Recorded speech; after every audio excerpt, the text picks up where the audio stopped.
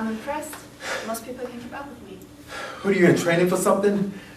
Like fleeing ferocious lions? Around, just to clear my mind. Something troubling you? Like guilt? How subtle, detective. You learned it in detective school? Julian. Call me Griffin.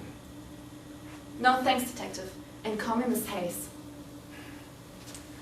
Are you sure that it was Eddie Como who attacked you and your sister that night? Last I heard, the DNA evidence was conclusive. How good was the DNA evidence? What do you mean? How many points matched the DNA? 4 point, 8 point, 12 point match? They told us the samples match. A match is a match. Not necessarily. What the hell are you talking about? Not sure. But are you absolutely sure that Eddie didn't have a brother? Look me straight in the eye and tell me you didn't have anything to do with Eddie Como's murder.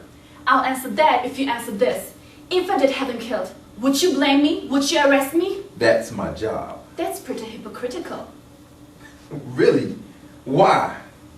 Because I remembered who you are. You led the case against the serial killer David Price. Women kept disappearing month after month. And there you was on the news every night talking about how you were gonna catch this guy. It took 11 months, but I found the guy. What took you so long? I guess you felt bad after all those women were dying. And there he was, right under your nose, living right next door. I found the guy. Eventually, you went after him. You could have killed him, except a couple of officers were there to pull you off. I think you put one of them into the hospital, if I remember correctly. So again, if I did kill Eddie, would you blame me? No. Can't answer that one, can't you, Detective Griffin? You're right. It did take too long to find him. I didn't find him until after he tortured and killed my wife.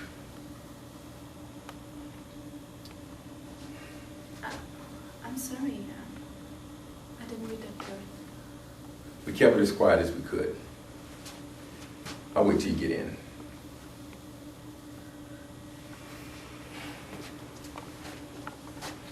You know, I might not have blamed you if you had him killed, but I would arrest you. David Price took away everything that mattered to me in this life. Being a cop, doing the right thing, it's all I have left. When the third woman disappeared, I was stuck. I didn't have a clue. It was like they just disappeared off the face of the earth. I told my wife about the case. I'd never do that. But I felt so lost. Everyone was looking to me and I didn't have a clue. After the 9th woman disappeared, this one in our neighborhood, Cindy was afraid to stay home alone. I was going to be late that night working the case. I asked a neighbor and good friend, David Price, to stay with her.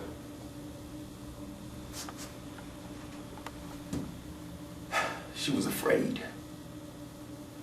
I wasn't there to make her feel safe. I said, David Price. I said a monster. It wasn't fun. I don't know. I was too focused on being a hero. So busy trying to save all the women in the city that I was too blind to save my own wife. I wanted to kill him. I remember telling myself, he needs to die. You were right. I would have killed him. But someone got in the way.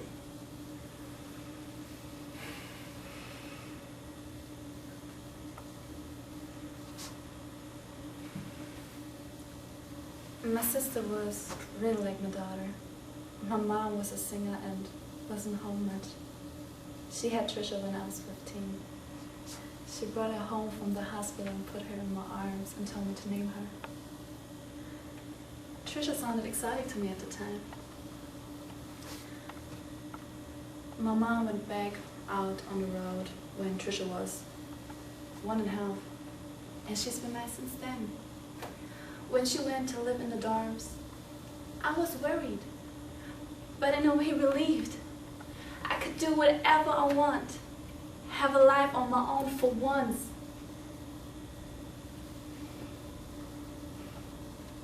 I was supposed to be there that night, but I was running late.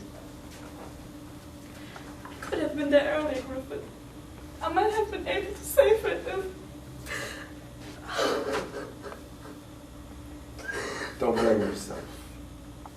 You never had a chance.